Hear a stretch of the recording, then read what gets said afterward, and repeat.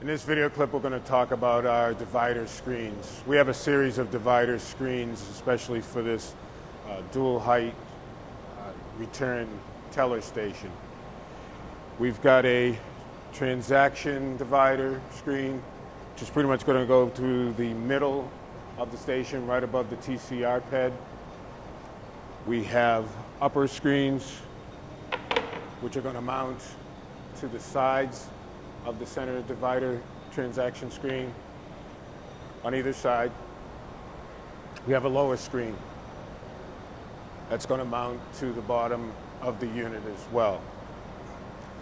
So simply we slide the center screen into place. From there, we're going to take these channels. There are 3 different heights on this divider screen. We have a longer one for the longer exposed side of the screen.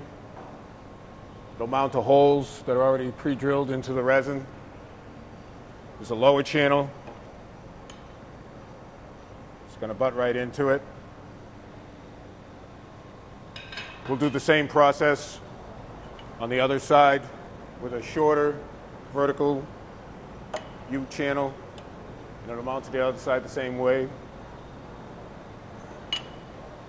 On the lower side, we have channels as well that are going to mount to the underside of the transaction counters on either side.